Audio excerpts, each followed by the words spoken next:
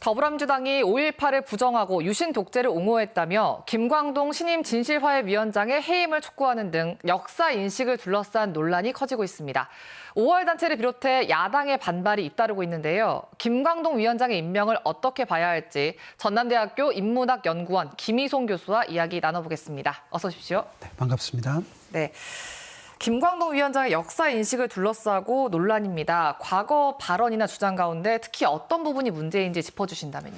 김광동 신임 진실화해위원장은 이제 과거죠. 자신의 논문에서 5.18 민주화운동 당시 헬기 사격이 있었다는 건 허위다.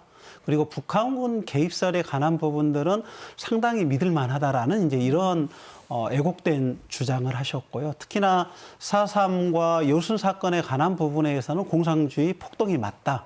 라는 이제 역사에 대한 잘못된 애곡된 인식을 이제 표현하셨던 분이고요. 특히나 이런 주장에도 불구하고 저희 이제 김광동 신임 위원장은 이렇게 주장을 했지만 2017년 국방부 특조위 조사 과정에서 헬기 사격은 명백하게 있었다는 게 확인이 됐고요. 네. 북한군 개입설은 이제 국정원조차도 그런 사실이 있을 수 없다라고 이야기했고 여순 사건에 관한 부분들, 4.3 사건에 관한 부분들은 국가폭력이었다라고 국가 차원의 보고서까지 나와 있는데 이런 이제 애곡된 주장을 하고 계셨던 거죠. 네, 말씀하신 것처럼 명백하게 사실로 확인된 역사까지 부정하는 분이 어떻게 이제 이런 자리에 왔는지 이해가 안 되는데 앞으로 이분이 진실화해위원장 수장으로 활동을 하게 되잖아요. 그럼 어떤 점들이 문제가 가장 크게 되는 건가요? 이제 진실화해를 위한 과거사 정리위원회, 저희들은 그걸 이른바 진실화해라고 하거든요. 그래서 진실에 기반해서 과거 국가폭력의 역사를 딛고 화해 시대로 나가자라는 부분들이죠. 그렇다면 진실은 역사적 사실에 기반해서 규명해야 될 부분에도 불구하고 이분은 이제 실제 왜곡된 역사적 인식을 갖고 있기 때문에 진실에 기반한 화해로 가는 데 있어서 심각한 이제 걸림돌로 작용을 할 수밖에 없을 것 같고요. 특히나 이제 이번 진실화해 같은 경우는 일기 진실화해가 활동이 종료되고 나서 10년이라는 시간 이후에 지금 출범을 했거든요. 그래서 많은 분들이 과거 저희 대한민국의 아픈 역사, 국가폭력의 역사를 좀 이제 딛고 새로운 시대로 가자라고 이런 이제 기대를 갖고 있는데 그런 기대에 부응하지 못하는 분이 이제 수장으로 왔기 때문에 상당 부분 이제 우려가 큰 거죠. 네, 이런 논란에도 김광동 위원장이 취임이 됐습니다. 그런데 취임식에서 역사는 항상 새로 쓰여진다. 또 자유와 선택의 가치를 확대하고 국민 재산을 보호하는 보편적 가치를 잃어선 안 된다. 이런 말을 했습니다. 어떤 의도로 해석해야 할까요?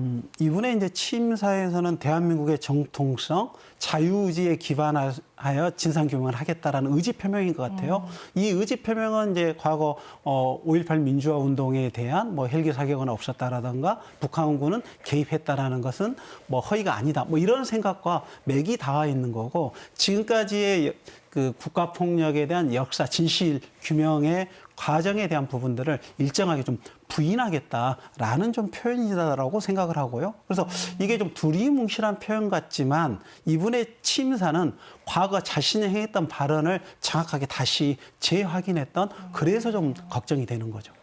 그러니까 김광동 위원장 취임을 둘러싸고 그래서 윤석열 정부가 진실화해위원회를 좀 축소하고 정리하려는 거 아니냐 이런 그런 주장도 있는데 그건 어떻게 보십니까? 축소를 하려고 하는 것은 좀 이런 의구심 저는 당연하다고 보거든요. 왜냐하면 이제 김광동 신임 위원장이 과거사의 진실화해는 무용하다, 필요 없다라는 주장을 해왔거든요. 그래서 진실화해의 필요성을 부정했던 분을 진실화해의 수장으로 보냈기 때문에 어찌 보면 이 지금 김광동 신임 위원장의 생각과 윤석열 정부의 생각이 좀 일치하는 건 아닌가? 그렇다면 이건 저는 김광동 신임 위원장의 어떤 과거의 발언들, 이건 이제 인사 검증 과정들 속에서 몰랐을 리가 없기 때문에 이런 사실을 알고도 임명했다라는 것은 일정하게 김광동 신임 위원장의 발언에 동조하고 있는 것이다. 그렇기 때문에 진실화해의 활동에 관한 좀 우려를 할 수밖에 없는 거죠.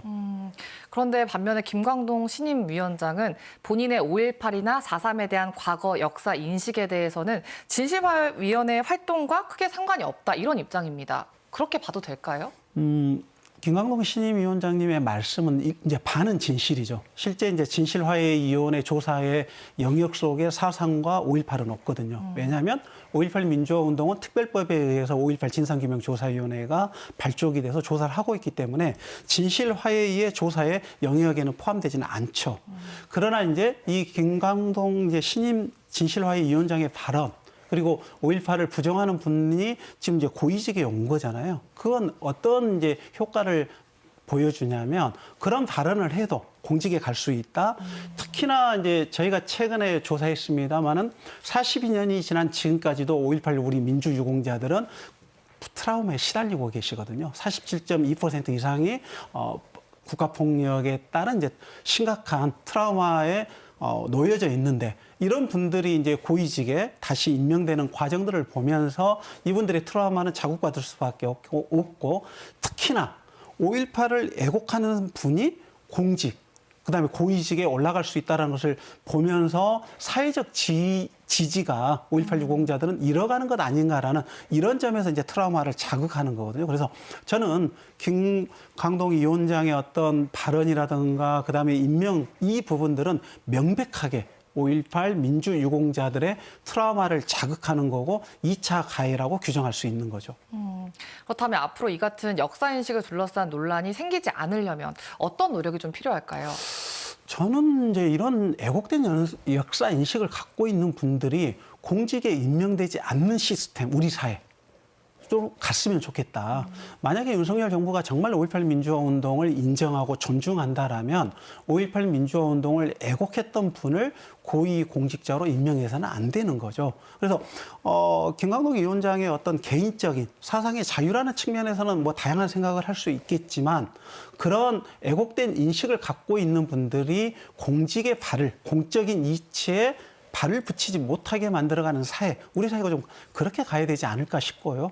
또한 지금 현재 김광동 위원장을 둘러싸고 논란이 벌어지고 있기 때문에 이 문제에 대해서는 윤석열 대통령께서 입장 표명을 해주시는 것이 5.18 민주화 운동에 대한 존중의 표현이라고 봅니다. 네, 또 앞으로 진실화해위원회 활동을 우리 지역에서 잘 관심을 갖고 지켜봐야 할 것 같습니다. 오늘 이야기 여기까지 듣겠습니다. 고맙습니다.